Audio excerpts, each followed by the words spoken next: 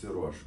Bet kai aš pradėjau tą tarnystę Telšiuose, iš karto pasijuto tokia nuostabi, betarpiška, šeimyniška atmosfera.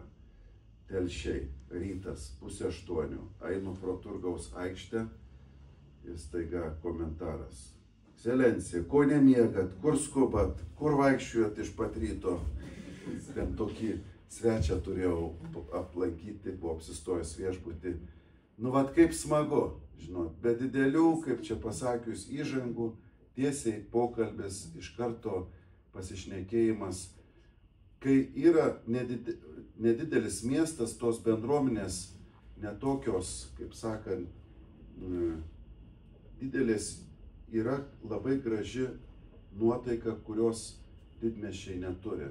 Tai būtent gali su žmogum pasikalbėti, labai greitai pasidalinti, nėra tam tikrų barjerų, didelių atstumų, ko čia mane kalbini, ko lendi, ko tau reikia. Tai tas yra ir santykių grynumas, ne tik tai oro.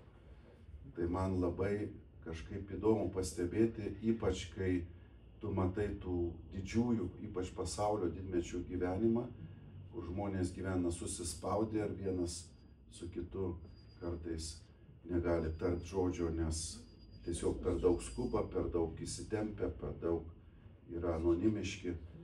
Ir atvirkščiai, tokių bendruomenių nedidelių gyvenimas, jis arčiau žmogiškosios prigimties. Mes ilgimės to. Negera būti žmogui vienam. Tai ką tas reiškia negera? Tai gera būti ne vienam. Gera būti bendruomenė, gera susirinkti, pabūti. Ir tas labai smagu. Na, o kai pagalvoji, pavyzdžiui, apie žemaičius, Žemaičių kalvarijoje, kai susirenka, pasirodo čia koks yra margas pasaulis, vien tik tai iš Žemaičių kalvarijos kalnų giedojimo tradicijos.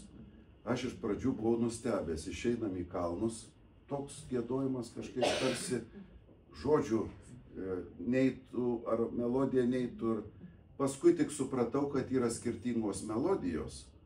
Ir melodija laimi ta, kurios atstovų yra daugiau. Tai jie tiesiog yra užgiedami ant viršaus, nes melodijos yra Jėzus kentėjo, verkirto, pavyzdžiui. Ir tada Jėzus kentėjo, verkirto. Tai žinot, tiesiog tas, kaip ten bebūtų, toksai pasididžiavimas savo kraštu, savo gyvenvietę, nu jis yra labai simpatiškas. Patriotizmas yra tikrai nuostabus.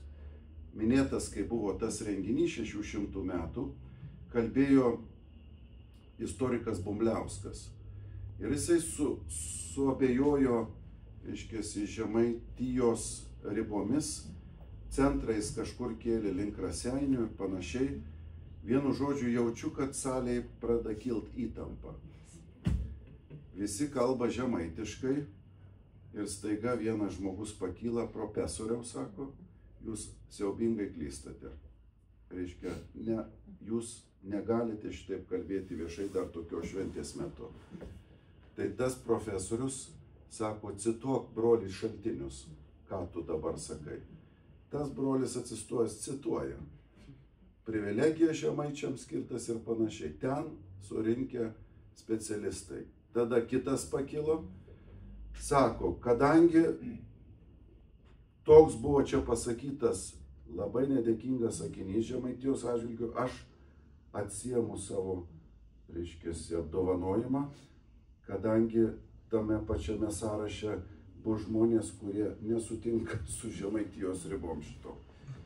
Tai čia supratau, žinot, paskui mane prašęs po šito pokalbio, kuris buvo karštas ir įtemptas ir beveik iškilęs į ginčą, sako, pasakykite žodį. Tai aš atsistojau, sakau, žinot ką, aš niekur Lietuvoje nemačiau tokios meilės savo kraštui. Aš jaučiuosi kaip giminės susitikime. Čia jeigu reikia, bus pasakytas karštas ir griežtas žodis, jeigu reikia, bus padaryta pastabos, vienu žodžiu, meilė ir karštis tiesiog žavi.